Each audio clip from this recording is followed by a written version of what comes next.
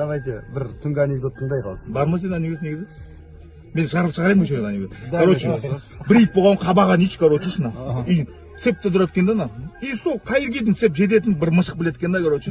И соның қасына келіп пасы дразить еткен бүйді, мяу-мяу деп, ама байқұс жете алмай, вау-вау деп, и бір күні көрген ғой, короче, хозяйны сананы сөйтіп дразить етіп жүрген, и алғанда 1 метрден шын жерден ұзақ болған ғой. И анау шыққанда, короче, родной тоқта. Короче, шыққанда, короче, анау мышық мяу-мяу деп тұрған ғой, білмейді анау бір несін. И прикинь, шарақ анау несі итшіні, итін шығарған ғой мышықтың шына.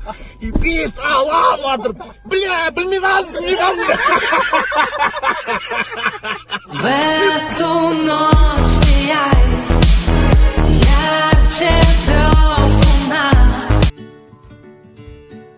Ассалаумалейкум достар, мен қазір Таразда қонақта жүрмін. Мен Таразда бауырсақтар Тараз командасымен кездесіп отырмын. Және Ақылбек досым бар қасымда, мінекей. Достар, енді әңгімені ашығып, біз осы жігіттерге қарап өстік. Осы жігіттер КВН-мен қоштасып жатқанда біз сахнаға енді міне бардық. Көргеніме қуаныштымын. Ағалар, енді сіздердің соңғы кезде әлеуметтік желіде бір әдемі анекдоттарыңызды естіп жүрдік. Енді осы жерде отырып бір қонақпыз ғой, бір анекдот айтып беріңіздер, күлейік. Анекдот дейсің ба? Короче, бір жігіт болады ғой. Инстаграмда, прикинь, 1 миллион подписчигі бар. Точно. Прикинь, кәдімгі 1 миллион живой подписчигі бар. И тұрады айтады ғой, короче, подписчиктердің біреуі. Давай, короче, саған 50 теңгеден, 100 теңгеден, короче, лақтырайық. Не болатынын көреміз.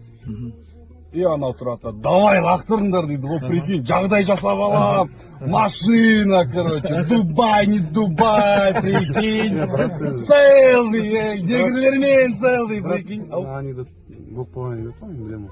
Бүгін шықты ғой бұл анекдот? Қалай бүгін шықты? Бағана шарымда шықты, жұмыстан әбетте шықты. Ол негіз болған оқиға ғой? Негіз болған оқиға ғой?